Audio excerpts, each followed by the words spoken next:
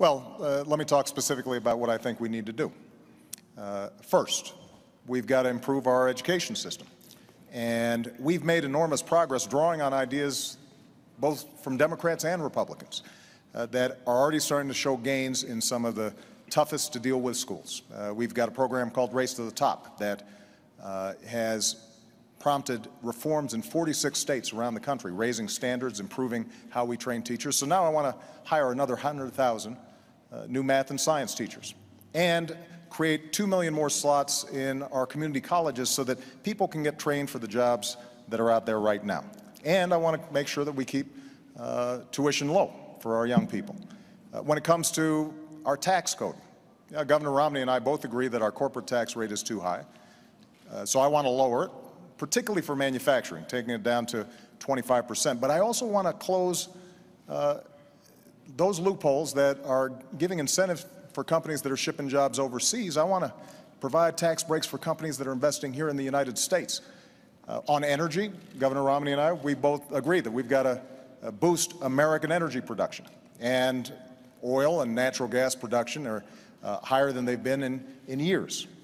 But I also believe that we've got to look at the energy sources of the future, like wind and solar and biofuels, and make those investments. So all of this is possible. Now, in order for us to do it, we do have to close our deficit. And one of the things I'm sure we'll be discussing tonight is how do we deal with our tax code? And how do we make sure that we are reducing spending in a responsible way, but also how do we have enough revenue to make those investments? And this is where there's a difference, because Governor Romney's Central Economic Plan calls for a $5 trillion tax cut, on top of the extension of the Bush tax cuts, that's another $1 trillion, and $2 trillion in additional military spending that the military hasn't asked for. That's $8 trillion. How we pay for that, reduce the deficit, and make the investments that we need to make without dumping those costs on the middle-class Americans, I think is one of the central questions of this campaign. Let's talk about taxes, because I think it's instructive. Now, 4 years ago when I stood on this stage, I said that I would cut taxes for middle-class families. And that's exactly what I did.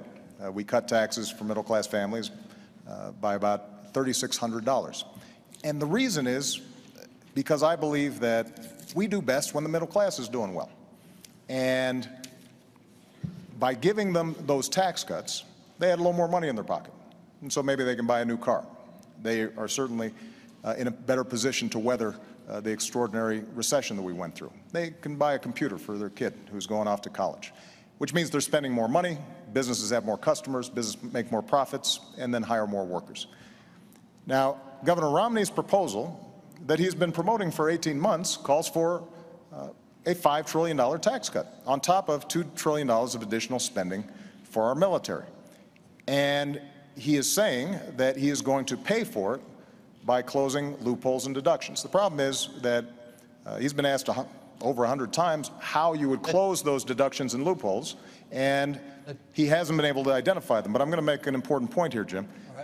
When you add up all the loopholes and deductions that upper income individuals are currently taking advantage of, you take those all away, you don't come close to paying for $5 trillion in tax cuts and $2 trillion in additional military spending. And that's why independent studies looking at this said the only way to meet Governor Romney's pledge of not reducing the deficit or not adding to the deficit is by burdening middle-class families. The average middle-class family with children would pay about $2,000 more. Now, that's not my analysis. That's the analysis of economists who have looked at this. And that kind of top-down economics where folks at the top are doing well, so the average person making $3 million is getting a $250,000 tax break, while middle-class families are burdened further, that's not what I believe is a recipe for economic growth.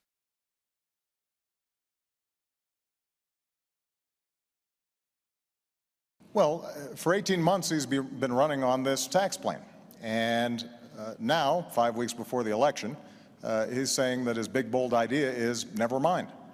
And the fact is that if you are lowering the rates the way you described, Governor, then it is not possible to come up with enough deductions and loopholes that only affect high-income individuals to avoid either raising the deficit or burdening the middle class. It's math. It's arithmetic. Now, Governor Romney and I do share a deep interest in encouraging small business growth. So at the same time that my tax plan has already lowered taxes for 98% of families, I also lowered taxes for small businesses 18 times. And what I want to do is continue the tax rates, the tax cuts that we put into place for small businesses and families.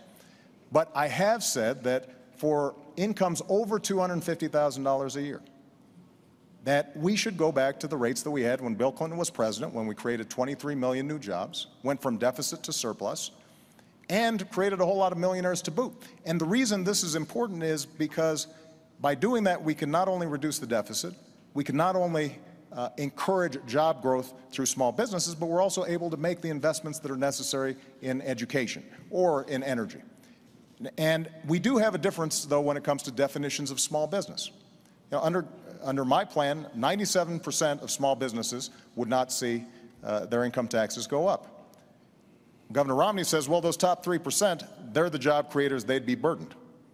But under Governor Romney's definition, there are a whole bunch of millionaires and billionaires who are small businesses. Donald Trump is a small business.